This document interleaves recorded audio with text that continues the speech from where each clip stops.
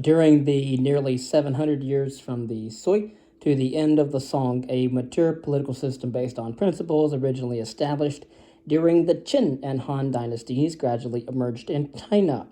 After the Tang dynasty's brief flirtation with Buddhism, state Confucianism became the ideological cement that held the system together. The development of this system took several centuries, and it did not reach its height until the period of the Song dynasty. Equal opportunity in China via the civil service examination. At the apex of the government hierarchy was the Grand Council, assisted by a secretariat and a chancellery.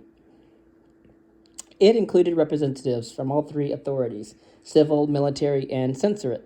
Under the Grand Council was the Department of State Affairs, composed of ministries responsible for justice, military affairs, personnel, public works, revenue, and rights, or rituals. This department was in effect the equivalent of a modern-day cabinet. The Tang dynasty adopted the practice of selecting some officials through periodic civil service examinations. The effectiveness of this meritorial system was limited, however, because the examination was administered only in the capital city and because the process was dominated by the great aristocratic clans, who had mastered the technique of preparing candidates for exams. According to one source, fully one-third of those who succeeded on the imperial examinations during the Tang era came from the great families. The Song were more successful at limiting aristocratic control over the bureaucracy, in part because the power of the nobility had been irreparably weakened during the final years of the Tang dynasty, and did not recover during the interregnum that followed its collapse. One way of strengthening the power of the central administration was to make the civil service examination system the primary route to an official career. To reduce the power of the noble families, relatives of individuals serving in the imperial court, as well as eunuchs, were prohibited from taking the examinations. But if the Song rulers' objective was to make the bureaucracy more subservient to the court, they may have been disappointed. The rising professionalism of the bureaucracy, which numbered about 10,000 in the imperial capital, with an equal number at the local level, provided it with an esprit de corps and an influence that sometimes enabled it to resist the whims of individual imperators. Under the Song, the examination system attained the form that it would retain in latter centuries. In general, 3 levels of examinations were administered. The first examination was a qualifying exam given annually at the provincial capital. Candidates who succeeded in this first stage were considered qualified, but normally were not given positions in the bureaucracy except at the local level. Many stopped at this level and accepted positions as village teachers to train other candidates. Candidates who wished to go on could take a second exam, given at the capital every 3 years. Successful candidates could apply for an official position. Some went to take the final exam, which was given in the imperial palace once every 3 years. Those who passed were eligible for high positions in the central bureaucracy or for appointments as district magistrates. During the early Tang dynasty, the examinations included questions on Buddhist and Taoist, as well as Confucian texts. The examinations included these texts, but by Song times, examinations were based entirely on the Confucian classics. Candidates were expected to memorize passages and be able to define the moral lessons they contained. The system guaranteed that successful candidates, and therefore officials, would have received a full dose of Confucian political and social ethics. Whether they followed those ethics, of course, was another matter. Many students complained about the rigors of memorization and the irrelevance of the process. Others brought crib notes into the examination hall. One enterprising candidate concealed an entire Confucian text in the lining of his cloak. One famous Tang scholar complained that if Mencius and other Confucian worthies had lived in his own day, they would have refused to sit for the examinations. The Song authorities ignored such criticisms, but they did open the system to more people by allowing all males except criminals or members of certain restricted occupations to take the examinations. In order to provide potential candidates with schooling, training academies were set up at the provincial and district levels. Without such academies, only individuals fortunate enough to receive training in the classics and family-run schools would have had the expertise in order to pass the examinations.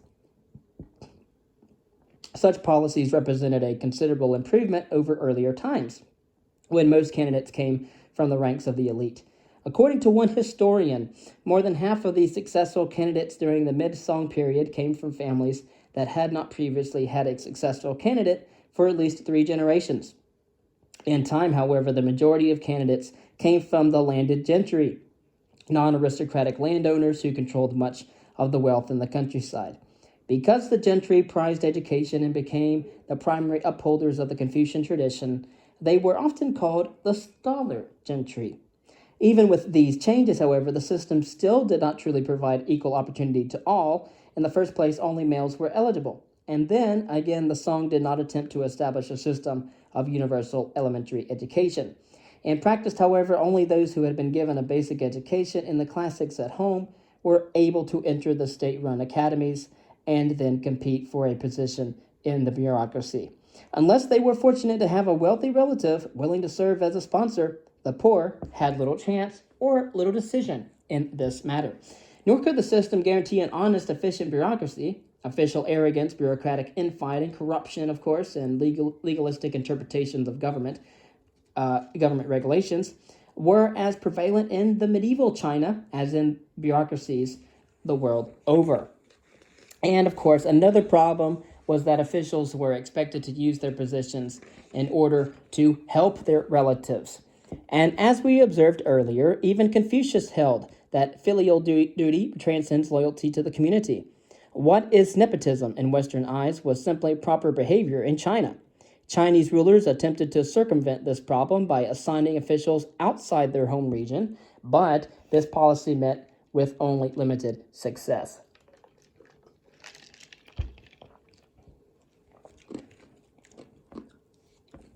Despite such weaknesses, the civil service examination system was an impressive achievement for its day and probably provided a more efficient government and more opportunity for upward mobility than were found in any other civilization of its time. Most Western governments, for example, began to recruit officials on the basis of merit only in the 19th century, respectively. Furthermore, by regulating the content of the examinations, the system helped provide China with a cultural uniformity lacking in empires elsewhere in Asia. The court also attempted to curb official misbehavior through the censorate. Specially trained officials known as censors were assigned to investigate possible cases of official wrongdoing and report directly to the court. The censorate was supposed to be independent of outside pressures to ensure that its members would feel free to report wrongdoing wherever it occurred. In practice, however, censors who displeased high court officials were often removed or even subjected to more serious forms of punishment, which reduced the effectiveness of the system. Concerning local government, the Song dynasty maintained the local government institutions that it had inherited from its predecessors.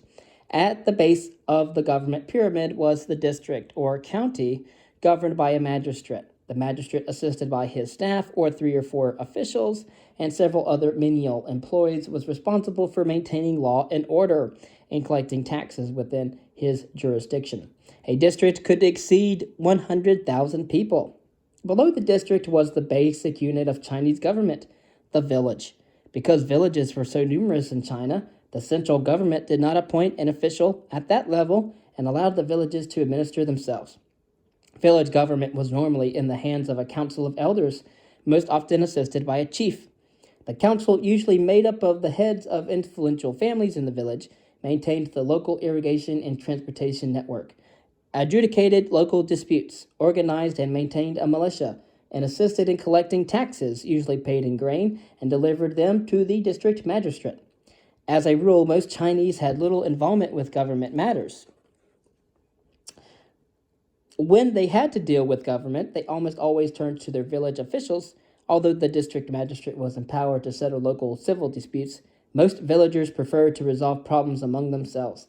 It was expected that the magistrate and his staff would supplement their income by charging for such services, a practice that reduced the costs of the central government, but also provided an opportunity for bribes, a problem that continued to plague the Chinese bureaucracy down to modern times. Concerning the economy, during the long period between the Sui and the Song, The Chinese economy, like the government, grew considerably in size and complexity. China was still an agricultural society, but major changes were taking place within the economy and the social structure. The urban sector of the economy was becoming increasingly important, new social classes were beginning to appear, and the economic focus of the empire was beginning to shift from the Yellow River Valley in the north to the Yangtze River Valley in the center, a process that was encouraged both by the expansion of cultivation in the Yangtze Delta and by the control exerted over the north by nomadic peoples during the Song. Concerning land reform, the economic revival began shortly after the rise of the Tang. During the long period of internal division, land had become concentrated in the hands of aristocratic families, and most peasants were reduced to serfdom or slavery.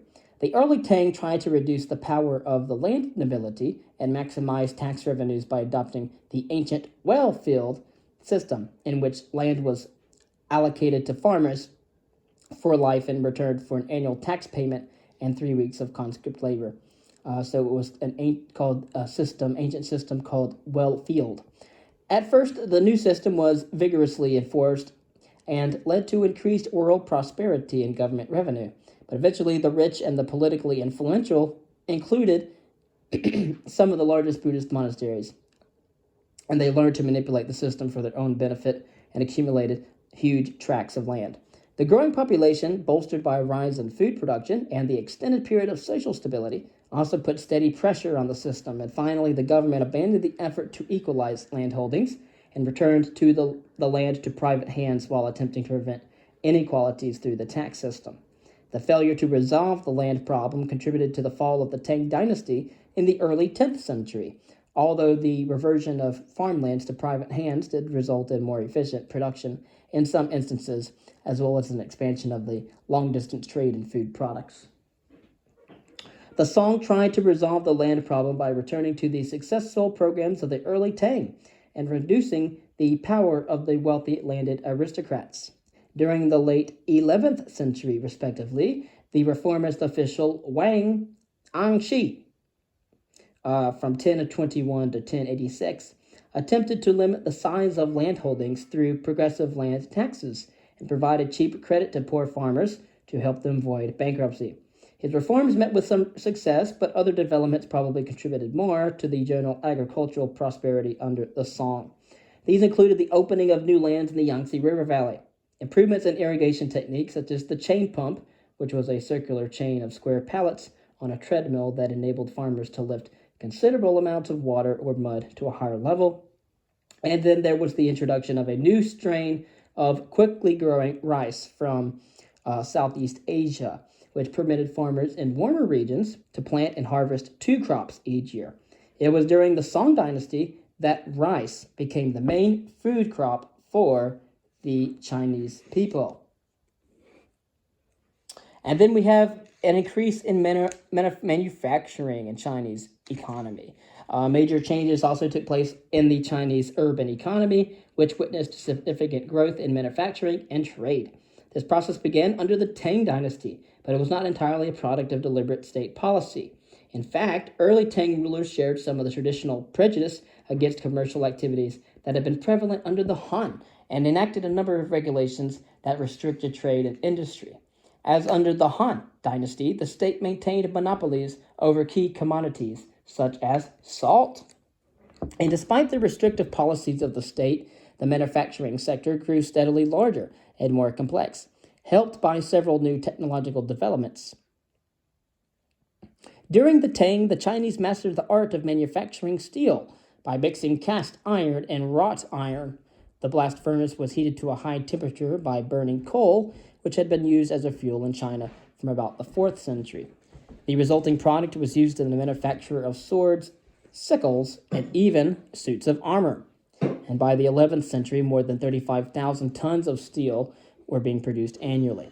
The introduction of cotton offered new opportunities in textile production. Gunpowder was invented by the Chinese during the Tang dynasty and used primarily for explosives, and a primitive flamethrower, it reached the West via the Arabs in the 12th century. And then, of course, you can see the entire reading we have on the Silk Road for that. Concerning the expansion of commerce, the nature of trade was also changing. In the past, most long-distance trade had been undertaken by state monopolies, but by the time of the Song dynasty, private commerce was being actively encouraged, and many merchants engaged in shipping, as well as in wholesale and retail trade. The construction of the Grand Canal, as well as the expansion of the road system under the Tang, facilitated a dramatic increase in the regional trade network. Guilds began to appear, along with a new money economy. Paper currency then began to be used in the 8th and 9th centuries. Credit, at first called flying money, also made its first appearance during the Tang dynasty. With the increased circulation of paper money, banking began to develop as merchants found that strings of copper coins were too cumbersome for their increasingly complex operations. Unfortunately, early issues of paper currency were not backed by metal coinage and led to price inflation. Equally useful, if more prosaic, was the invention of the abacus, an early form of calculator that simplified the computations needed for commercial transactions. Next, we will talk about the Silk Road.